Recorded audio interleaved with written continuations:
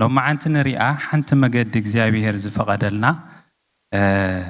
نزارب مسؤوز جبرة صلوت يا كلاتنا خمس قلال رست غيرنا خين وستا صلوت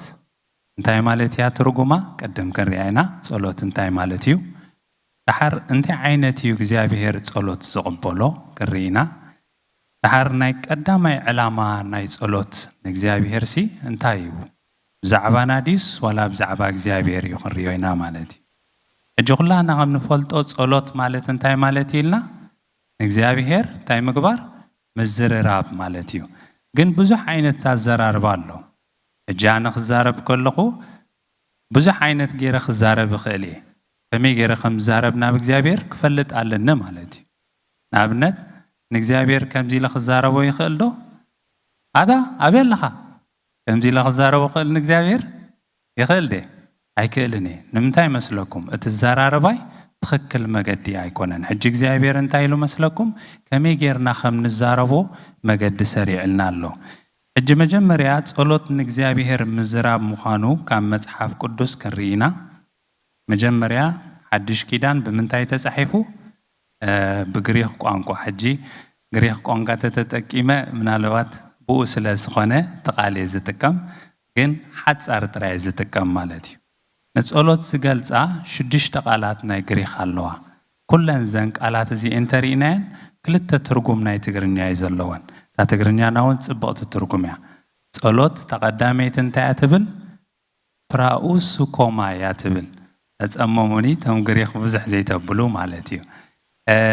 ፕራኡስ ኮማ ማለት ታይ ማለት እዩ ንኣምላኽ ብዛዕባ ሓደ ነገር ምሕታት ማለት እዩ እዛ ቃል እዚኣ በይን ረኽባ መስለኩም أب ملخت يعقوب معرف حموشته وزرع 10 شمونتن إلياس كمانا زد خامو سبيو زنبره زنام كيزن بقى تايجبره صلوت صلي مو 3 عامتن 6 ورحن مدري عايزنا من كان بحدش دما صلي سماي كا زناب هابه مدرون بريئة أبقلت أبزيا هنرخلنا 3 عينت كاب صلوت كنمهار نخل زحتت زلو منيو إلياسيو حكي نمني زحتو زلو نكزيابيهريو انتاي كجبر يخ زحتت زلو تقداميتي زناب كيزنم تخاليتغ زناب كزنب حجز صلوت 3 أكال اللوا مالتي مجمريا حتات اللو حتات منيو سبيو تزقبلنا يتحطو منيو እግዚአብሔርዩ ናይ ግድን ድማ ንጹር ዝኾነ ሕቶ ድማ ከልወና ኣለዎ ማለት እዩ እንታይ ኢሉ ሕጂ ኤልያስ ኣሎ እንታይ ሓቲቱ ዝናብ ከይዘንም ወይ ከዓ ዝናብ ከዘንም ሓቲቱ ሕጂ ታፕራኡስ ኮማይ ትብል ዘላ ታጸሎት ጸለየ ትብል ቃልያ ማለት እዩ ተኻለይቲ ቃል ኣው ኣብታ ምዕራፍቲያ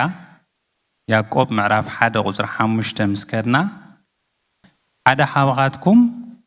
طبب انت غودلتو غنا نتخيس تحفرن كله بلغس زهب املاخ يلمنو كوهابون ايو اجتا يلمنو تبل زلا قال نسا تناغري قال تايتبل ايتاو ياتبل انتياتا ترغما انتيلنا نغزيابير يحتتو عتا تبزي امن يزلو عدا كابخاتكم اماني حكي امان زغنا حدا كابخاتكم بلالو اتحطو انتايو اتو زحتو زلو انتايو طبابيو حكي اتزحتت زلو خمنيو እግዚአብሔርي مالتي حج صلوت 3 ነገር አማሊ ኢሎ مالتي ታሳልሴት ተቅሲ ማቴዎስ ወንጌል ማቴዎስ ምዕራፍ 9 ወንጌል ማቴዎስ ምዕራፍ 9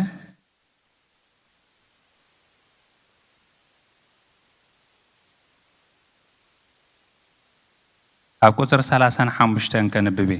ኢየሱስ ኣብ ኩሉ ኸተማታትን ኣብ ኩሉ ዓድታትን ኣብ ቤት ጸሎቶም እናመሃረ ወንጌል መንግስቱን እናሰበኸ ኩሉ ሕማምን ድናሰን እናሕወየ ይዘውር ነበረ ብዙሓት ህዝቢ ምስራኤ ዓለው ከምዘይብለን ኣባጊዕ ጉፍዓትን ባሕ ዝብሉን ነበሩ እሞ ደንገጸሎም ሽዑን ደቀ መዛሙርቱ እቲ እኽሊ ብዙሕ እዩ ዓየይቲ ግና ሒደት እዮም ስለዚ نت قويتا أخلي نأخلو عيتي كل أخلو تايقبرو لمنو بلوم الجبزيئة من يزحت تزلو دك أمزامرتي دك أمزامرتن تايك حتى يسنجيروم عيتي قويتا كل أخ من يخز حتى تزلو قويتا أخلي ويكا أجزابيهر مالتيو الجزء صلوت انتهى مالتيو نجزابيهر بزعبا حد نجر زي اللي كان نجر كتحط غلق انتهى نبلو صلوت نبلو ترابعيتي قلت فيله ترابعيتي نري آدم وانجيل ماتيوس معرف 15 حسبيتي أبزي كتلمني لامت أسي توم دك أمزامرتي بزح اندات أرعت مسكدت نقويتها انتهى لمو أفان وايلمو قدر 11 جميرنا وانجيل ماتيوس معرف 15 يسوس كاو نقيلو ناوسن مدرت إيروسن سيدونان كده إنه دما كان أناويت سبيتي كاوسن تمدر متأت ناجر حد دما ويتاي ود داويت نقولي جانين بخوف حيزوا اللهم محرني بلد نسوقنا حنت قالقوا أي ملسلان دك أي مزامرتو قريبهم دد حرينات تقر علامو أفانوا إلهم تجبروا لمنوا جبزي أخي من يتزحت تزلوا بزي دك مزامرتي اتزحت تزلوا منيو اجزابي يسوسي حكي هو يسوسي اتحطوا انتاي نتا سبيتي تايك جبرا كفانوا تصني حت تقرعني راسي تتقرع علامو انتاي جبري لمو افانوا وايلمو تحمشيتي نري ادما أرياب أولوسي حدا زسكيو نجار توهيبو إجازة زسكيو نجار مستوهبوسي إجزابير كالجسولو دليمو كلاي كورنثوس معرف 10 تغلتي أزلا تقال نجريخ باراكالي أو أتبل كلاي كورنثوس معرف 10 تغلتي حجي انتي تبل الله حدا نجار دسكيو خم توهب نجيرنا الله قصر شدشت جميرة خم بباي مكة حنت زدلس حق امتزاربكمو أي معشيخون نيره جناخ حدا كو حلفات زري اللي يزلون ويس حلفات خبايد سمعون كي حسب النشالة ليلة حد قول له بمخنيات تأزي بلوت رأي انبزا ما انتغي عبقى أبسقاي قراج توهبني انبزا ما انتغي عبه ملأخ سيطان كسك ايني توهبني إذا خباي كرحق بزعبو رايوة نقويتا 3 ساعة انتا قبركو لمن كو تبزلا تا باراكالي او تبلك عليا انتي مالتي اتبيكا دغاغيمكا محتات مالتي حتى تبزمني زلو باولوس انتي كغبرلو يحتتالو زسكيو نجر تحويو እግዚአብሔር نمني خز حتت زلو نግዚአብሔር مالتي اتا ناي موداتا اب ابراويان ملغت ابراويان معرف 7 قطر 25 زلايا كلاتنا نفلتا تغسيا يسوس ما انتانا انتاي قبرالو اب سماي كوينو يمالدلنا اللو تبل مالتي اسكن رايا اب قطر خندي كم بباغت ردأنا اب قطر 10 شمونته اتزحالفت ازاز دخومن زي تقمن سلازخونه يتسعره حقنا حدكوا نافصامي ايبصحون غنا خب املاخ نقربلا تحيش تسفا اتوت እዚ ግና በቲ እግዚአብሔር ንስኻ ከመዓርግ መልከ ጸደቅ ንዘል ዓለም ካህን ይኻይሉ መሓለ ኣይተዓስን ካዩ ተባህለሉ መሓላዩ እዚኣ ድማ ብዘይ መሓላ ከም ዝኾነት ከም ዘይኮነት እቲኣቶምሲ ብዘይ መሓላ ካህናት ኮኑ ከምኡ ድማ ኢየሱስ መድሕን ዝሓሸ ኺዳን ኣሎ ሆነ እቲኣቶምሲ ከይነብሩ ብሞት ስለተኸልከሉ ብዙሓት ካህናት ነበሩ እዚ ግና ንዘል ዓለም ዝነብር ስለዝኾነስ ይሓልፍ ክህነት ኣለዎ ስለዚ ድማ نتوم بقو أبيلهم ناب أملاخ زموت كل جزء من تأم انتاي كلمن زنبر سلازقنا فتي مخد حنام يخاليو أتسألي ملمان زري حجي تعتقرنيانا نسألات تجلس كالن تعتيلكم ملمان تبلك عليا ملمان مالت انتاي مالتي مزجب تقرنيا خيدري أني راسي يجرمني نيرو ملمان مالت من الله زنقرني ملمان انتاي مالتي ملمانات تقرنياس أتبيكا محتات يلوات حدا تخاليتك انت يلوا مثلكم إنها ما شاخنكا محتات تاسال سيتقا من ميلاد مسألة يلوا حجي صلوت مالت بزعب حدا نجر الليكاس نجزابير تايم كبار محتات مالتي أبخا زي تقولوا نجر هالليسي نجزابير انت تقبرو تحطو تزاربو خلقا كتلمونو خلقا تايتبل እግዚአብሔር ጥበብ የሌን ለሞ በጀኻ ጥበብ ሃበኒ ትብሎ ማለት እዩ ሲምሶን ሓደ ጊዜ ተዘክርዶ አይኑ ምስ ዓወረ እንታይ ገይሩ አንሳ ጥራይ በጀኻ ስምዓኒ እግዚአብሔር እንታይ ክገብር አይኔ ሓይሌ ምለሶሞ አነን ጸላእተይን በሓንሳ ታገብረ ክጠፊ ኢና ኢሉ ሕጂ እንታይ ማለት እዩ ጸሎት ማለት ንእግዚአብሔር ብዛዕባ ሓደ ነገር ምሕታት ማለት እዩ ሕጂ ታ መጀመርያ ዴፊኒሽን ወይ ካ አርእስቲ ናይ ጸሎት እዚኣ ከማ ጥራይልና ንኸይድ ድምድማ ግን ሓንቲ ጥቕስላ ትኽልክለና ማለት እዩ ካልአይቲ ትርጉም ትህበና ናይ ጸሎት ሕቶ ዘይብላ ነቢ ኤርምያስ ሓተታ ሕቶ ዝበሃል ዘይብላሲ ጸሎት አላ እስኪ ትንቢት ኤርምያስ ምዕራፍ 32 ንዑናይ ትንቢት ኤርምያስ ምዕራፍ 32 እዚኣ ሕቶ የብላን ነቢ ኤርምያስ ክዛረብ ከሎሲ ከም ዝለመኖን እግዚአብሔር ዛረባሎ ግን እንተ ዳሪኹማስ ሕቶ ዝበሃል የብላን ብዛዕባ እግዚአብሔር ጥራያት ዛረብ ኣብ ቁጽር 16 ያ ዘላ ዓገሱኒ ንውሕ ኢላታ ተቕሲ እታ መጽሓፍ መሸጣ ነጊረኩም ኣለኹምሽ ትንቢት ኤርምያስ ምዕራፍ 32 ካብ ቁጽር 16 ታ መጽሐፍ መሸጣ ንባሮኽ ወድ ኔርያ ምስሃብክዎ ኣኸምዚ ኢለ ናብ እግዚአብሔር ለመንኩ ኣታ እግዚአብሔር ኣምላኽ እንሆ በተዓቢ ሓይልኻን በትዝርጉሕ ቅልጽምካን ሰማይን ምድርን ዝገበርካ ንስኻ ኢኻ እንታይ ገበርኩ ኢሉ ለመንኩ ክልምን ከሎሲ ክሓትት ኢኹም ትጽበይዎምሽ ሕጂ ረኣይዎ ሕቶላ ተቐዳመይቲ ቁጽሪ 17 ኣታ እግዚአብሔር ኣምላኽ እንሆ በተዓቢ ሓይልኻን በትዝርጉሕ ቅልጽምካን ሰማይን ምድርን ዝገበርካ ንስኻ ኢኻ ናኻ ዘይከኣለካ ነገር የልቦን ሕቶ ዲዚ እዚ ሕቶ ይኮነን ምሽ 18 ቃና ረኣይዋ ናላፋት ምሕረት ትገብር ኣበሳ ቦታት ድማ ብድሕሪኦም ናብ ሕቕፉ ውልዶም ትመልስ ኢኻ ዓብይ ስልጡን ኣምላኽ ስሙ እግዚአብሔር ጎይታ ሰራዊት እዩ ሕቶ ዲያ ዚያኻ ሕቶ ይኮነትን ንቐጽላ ንስኻን ነፍስ ወከፍ ከከም መገዶምን ከከም ፍረ ግብሮምን ምእንቲ ክትቦም ብምኽሪ ዓብይ ብግብሪ ኸኣ ስልጡን ኢኻ ዕንትኻ ድማ ኣብ ኩለን መገድታት ደቂ ኣዳም ክፉታትን ንስኻት እምርትን መንከራትን ኣብ ሃገር ግብፅን ክሳዕ ሎሚ ኸኣ ኣብ እስራኤል ኣብ ካልኦት ሰብን ገበርካ ከምዚ ሎሚ ዘለውን ንኣኻ ስም ኣስሜኻ ምንም ሕቶ ዝበሃል ኣይሓተተን ለመንኩ ኢሉሲ ሕቶ ዝበሃል ኣይሓተተን ኣብ እስር ቤት ኮይኑ ይዛረቦ ዘሎዚ ግን ሕቶ ዝበሃል ኣይሓተተን ስጋዕ ታሕቲ ምስ ወረድኩም ስጋዕ 25 ሕቶ ዝበሃል የለን ኣብ 25 ክዘልል ኣታ እግዚአብሔር ኣምላኽ እታ ከተማ ብኢድ ከለዳውያን ተውሂባ ኸላስ ንስኻ ግራት ብገንዘብ ትሻየጥ ምስክር ከዓ ሓዘሉ በልካኒ እዚ ኩሉ ሕቶ ዘይኮነስ ለሚኑ ሕጂ ጸሎት ተኻልአይቲ ትርጉማ ድማ እንታይ ማለት እያ ብዛዕባ እግዚአብሔር ዕቤት ኃይሊ ክእለት እንታይ ምባል ምእዋጅ ወይ ከዓ ምንጋር ከዓ ጸሎት ንብላ ማለት እዩ ምክንያቱ እዚ ኣለመንኩም ሽላ ብዛዕባ እግዚአብሔር ጥራይ ተዛሪቡስ እግዚአብሔር ኣብ 26 27 እንታይ ገይሩ ሽዑንሆ ኣነ እግዚአብሔር ኣምላኽ ኩሉ ስጋ ዝለበሰ ንኣይ ዘይከኣለኒ ነገር ዶ ኣለዩ ዝብል ቃል እግዚአብሔር ናብ ኤርምያስ መጸ ሪኹም ሕጂ ጸሎት እንታይ ማለት እዩ ብዛዕባ እግዚአብሔር ማንነት ፈሊጥካስ እንታይ ምግባር ምእዋጅ እንታይ ለኩም ተቐዳመይቲ ትርጉማ ጸሎት ማለት ንእግዚአብሔር ብዛዕባ ሓደ ነገር ምሕታት ተኻልአይተኸ ጸሎት ማለት እንታይ ማለት እዩ ብዛዕባ እግዚአብሔር ማንነት እንታይ ምግባር ምእዋጅ ልክዕ ከምኣ ነቢ ዮናስ ብእግዚአብሔር ተመሪሑ ትንቢት ዮናስ መንዑናይ ምዕራፍ 2 ኣብ ቁጽር 4 ከንብባየ ጊዜ ኸይወስድ ትንቢት ዮናስ ምዕራፍ 4 ኣብ ገጽ 892 ኣላ ምዕራፍ 2 ይቕረታ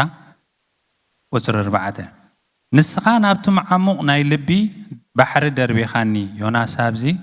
ኣብቲ መጀመርያ ተንቢብኩሞ ናብ ዝውሕጥ ዓብይ ዓሳ ተዳሊሉስ ኣብኡ ተደርቢዩ ማለት እዩ ንሰለስተ መዓልትን ሰለስተ ለይትን ምስ ገበረ ዝተዛረቦ እዩ እንታይ ኢሉ ንስኻ ናብቲ መዓሙቕ ናብ ልቢ ባሕሪ ደርቢኻኒ ወሓይዝ ከበበኒ ኩሉ ማዕበልካን ሞገድካን ባዕልዕለይ ሓለፈ እንታይ ዝገብር ዘሎ ብዛዕባ እግዚአብሔር ማንነት ይነግር እዩ ዘሎ እምበር ይሓትት እዩ ዘሎ ኣይሓትትን እዩ ዘሎ ንቐጽል ኣነ ኸ ኣበልኩ ካብ ቅድሚ ዒንትኻ ተሰጎግኩ ግናኸ ናብ ቅዱስ መቕደስካ መሊሰ ክጥምት እየ ማያት ክሳዕ ነፍሰይ ከበበኒ መዓሙቕ ኣብ ዙርያ ይነበረ ሳዕሪ ባሕሪ ብርእሰይ ተጠምጠመ ናብ መሰረት ኣኽራን ወረድኩ መሃርሃሪታት ምድሪ ንሓዋሩ ብልዕለይ ኮነ ግናኸ ንስኻ ወ እግዚኣብሔር ኣምላኸይ ንህይወተይ ካብ ጉድጓድ ኣውፂእካያ ነፍሰይ ኣብ ውሽጠይ ምስ ኣሕለውለወት ንእግዚኣብሔር ዘከርክዎ እንታይ ኢሉ ሽዑ ጸሎተይ ናባኻ ናብቲ ቅዱስ መቕደስካ ኣተወ ሕጂ ብዛዕባ እግዚኣብሔር ዝሕለፎ ነገር ይዛረብ ዘሎ ዝእውጅ ዘሎ እምበር ዝለመኖ ነገር ወልሓደ የለን ዝሓለፈ ዝገበረሉ እግዚአብሔር እንታይ ይገብራሉ ይዛረባሉ ሕጂ ጸሎት እንታይ ማለት ያ በዚኣ መሰረት ናይ እግዚአብሔር ባህሪ ጥበብ ክእለት ሓይሊ ፍቕሪ ወዘተ እንታይ ምግባር ምእዋጅ ወይ ድማ መንጋር ማለት እዩ ሕጂ ናይ ጸሎት ትርጉም ተንክልተ ሒዝናና ኣለና ማለት እዩ እግዚአብሔር ይባረኽ ኣኻለይቲ ክሪኣ ደልየ ዘለኹ ከነተኩረላ ደልየ ዘለኹ ኣራይ እግዚአብሔር ሲ ኩሉ ጸሎት ይሰምዖ ድዩ ከመይልና ክንጽሊ እግዚአብሔር ነጊሩና ከመይልና ክንጽሊ እንተዳ ዘይፈሊጥና ንጽልዮ ጸሎት ኩሉ ትኽክል ማለት ኣይኮነን እግዚአብሔር ሰለስተ መልሲ ዝህብ ጸሎት ክንጽሊ ከለና ተቐዳመይቲ መልሲ እንታያ ሰሚዕካ ኣለኹ ሕራይ ተቐቢለ ኣለኹ ጸሎትካ ትብል እያ ተኻልአይቲ ኸ ሰሚዕካ ኣለኹ ግን ኣይተቐበልኩኻን ትብል እያ ታሳልሰይቲ ኸ ሰሚዕካ ኣለኹ ዓንሳእ ጽናሕ ትብል እያ መደገፍታ ብመደገፊ ብምርቱዐ ከምፀን ማለት እዩ ተቐዳመይቲ ንረኣያ ሰሚዕካ ኣለኹ ግና ኣይሰማዕኩኻን ትብል ኣይተቐበልኩኻን ትብል ትንቢት ኢሳያስ ንዑና ትንቢት ኢሳያስ ምዕራፍ 1 ኣብ ቁጽሪ 10 ከንብቦ ኣብ ገጽ 696 ኣላ ኣቱም ሓላቑ ሶዶም ቃል እግዚአብሔር ስምዑ ኣታ ህዝቢ ጎሞራ ንሕጊ ኣምላኽና ጽንበሎ ብዝሒ መስዋዕትታትኩም እንታይ ለዮ ይብል እግዚአብሔር ብዝሓርር መስዋዕቲ ደዓውልን ብስብሒ ሱብሓትን ጸጊበ ኣለኹ ደም ዝራብዓትን ገናሽልን ድቤላታትን ባህ የብለንን እዩ ኣብ ቅድመይ ክትረአዩ ምስትመጹ መንኮታ ኣጸደይ ክትረግጹ ደለየኩም እንቱ መስዋዕቲ ብልዒ ኣይተምጹ ዕጣን ንኣይ ፉንፉን እዩ ሰርቅ ወርሕን ሰንበትን ኣኼባ ማሕበር ንኣበሳ ምስ ኣኼባ በዓል ኣይዕገሶን እየ ንሰርቂ ኣዋርሕትኩምን በዓላትኩምን ነፍሰይ ትጸልአ ኣላ ጾር ኮይንኒ ምስካሙስ ኢነ ኣለኹ እግዚአብሔር ይዛረብ ዘሎ أداوكم مستزرقحو الجمسايس كبلو عينتي كابخاتكم أخولن مهللا أكو أنت بزحكم انتايلا عاويلكم أي سمعكم أي سمعن إيه أداوكم دم مليانين انتا كويني دي سمع እግዚአብሔር أداوم دم مليان سي ناب እግዚአብሔር تامسيوم تقبلنا تصلوتي لهم تصليهم مالتي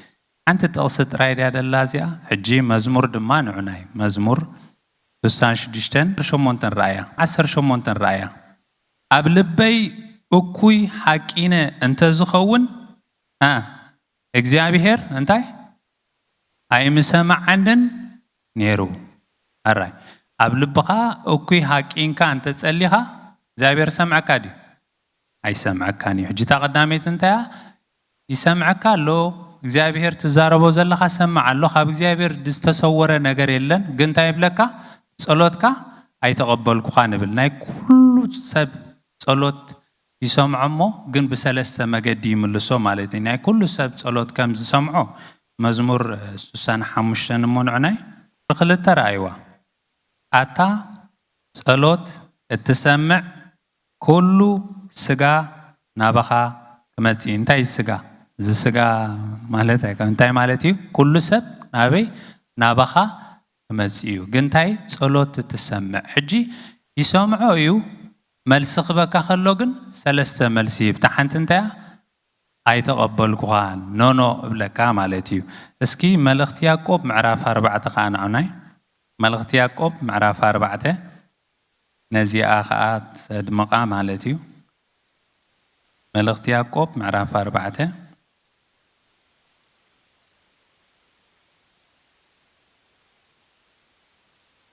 قصر حدا قص كل تميتنا 51 الله اتي اما اكلكم زلو وقئن بأسن كابي زمت زلو كابتا باكالاتكم كوينو زواقا زلو فتوات سقاهم دايكونن تمنى يمو يبلكمن تقاتلون تقانون مو انتو كوخت رغبو اي كالكم نيو تباسون تواقونيكم تلا زي لمنكم يبلكمن تلمنو إخوم يلوم دحار حجر أيوة تلموني إخوم دحار أمو بفتوة سقاهم انت خزروا بخفو سلازل منكم اسكي بحاجة غينا عويلنا أي تقبلون إخوم حجي صلوت إجابير سمعك أيو قنت قبلك خليو صلوتك أي تقبلكون مثالي بزح كنت أكستغلينا دك زبديوس تذكر دحاد أوان تاجيرهم أبي مانن أبس أجامن خونو دليهم الصوم ترى يكون أنت زجرم عديهم كي ترى فيهم ليهم كتمالي دلهم يسكر سوستايلهم نحنا بيمانن بس أجامن كن كون دلينا لنا هايلهم يسوع ستايل مليسلهم الرأيلهم ديو بيمانن بس أجامن غيرهم ديو أيقبرهم من حجي صلوت زي من لسلكا دا سمع إجابير زي من لسلكا الله تخليت نريا نتقمنا إجابير كأخو مجبريو إجابير نعانا نتقميلو كم مجبر عنتو إنتاي لنيرنا بكالاي كورنثوس معرف 10 تغلته باولوس سالساي سماي مسكدسي انتاي جيرو دسكيو نجر توهبو دسكيو نجر توهبوسي سلسته سعكر حقو أتبيقون إجابير مسحتاتوس انتاي لو إجابير تسقى يا أخلك إجابير مسكن نمنتاي كوم إلو مأنتي تاهي جبر كي عبه تعبيت حزوس تعبيت انتاي نودكت تقدم عندها حجي تعبيسي كاب أملخ نخير حق انتاي جبركا كومو جبركا مالتي إجابير تاي جبركا نتقمخا كومي يجبر مالتي حجي تامجه مريا صلوتي سمعك أيو جنونو أي تقبل قانيلو كمل السلكا خليو مالتي تخليت دما الزجر منجر مزمور نعناي معراف 4 مبزحتنا نفلتاينا مزمور معراف 4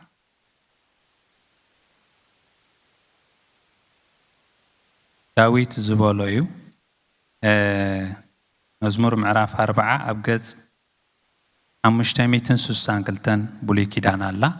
وزر حدن رايا نجزابير انتاي عجيسة تتصبخوا اسكب حنسا نبلا نجزابير انتاي تعجيسة تتصبخوا نسون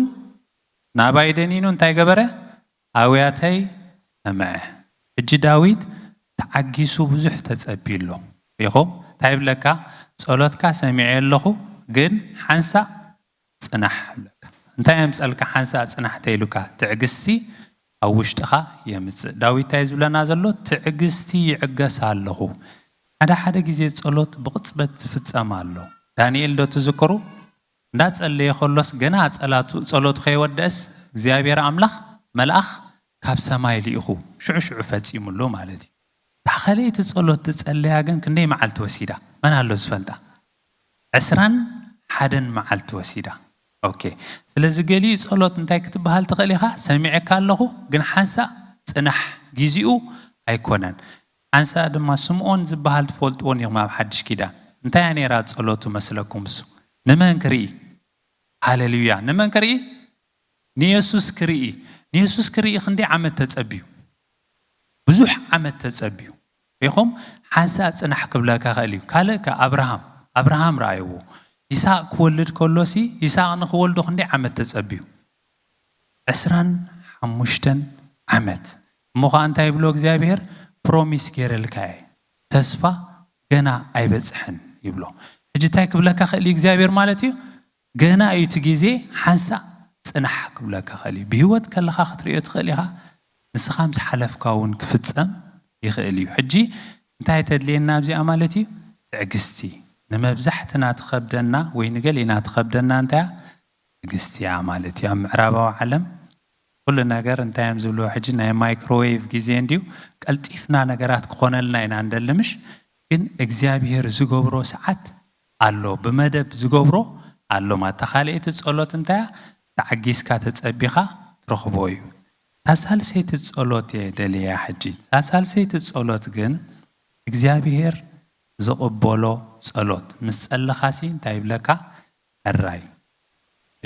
በቃ ታዝደልካያ ገብረልካ ይብለካ ሕጂ ብዚኣ ክንርኢ ከለና ሓደ ዓንቶይ ዝተቀስኳ ናይ ኤልያስ ኣላ ኤልያስ እንታይ ኢሉ ዝናብ ከይዘንም ክንደይ ንክንደይ መን ኣሎ 3 ዓመትን ፈረቃን ዝናብ ከይዘንም ምስ በለ ኣጽኒሕዎ ዲ እግዚአብሔር ሻዓሻ እንታይ ገይሩሉ ፈጺሙሉ ንምንታይ መስለኩም ከማ ገይርዋ እግዚአብሔር ዝቕበሎ ሰብ ኣሎ እግዚአብሔር ጸሎቱ ዝቕበሎ ሰብ ኣሎ ኤልያስ በእምነቱ ኣዝዩ ፍሉጥ ዝነበረ ሕጂ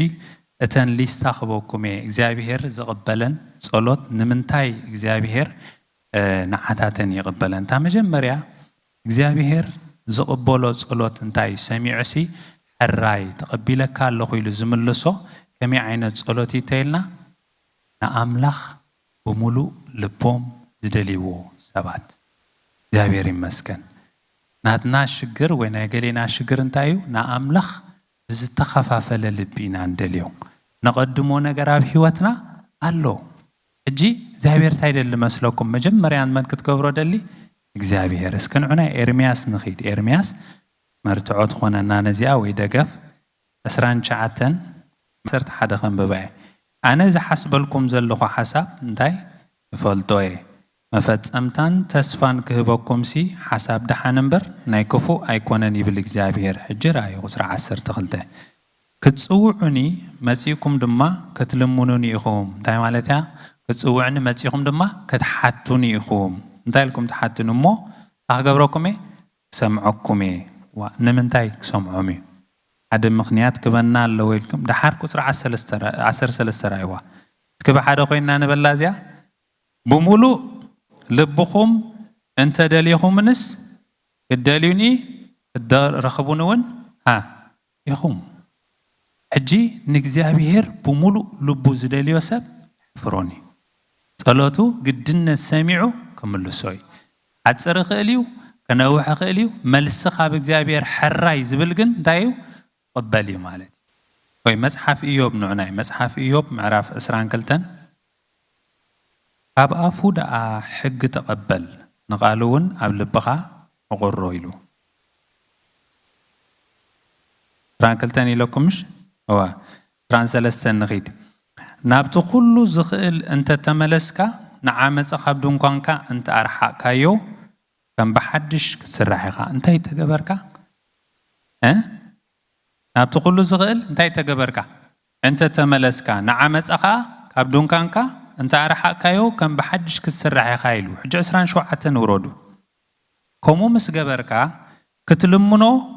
ንሱ እውን እንታይ ክገብረካ እዩ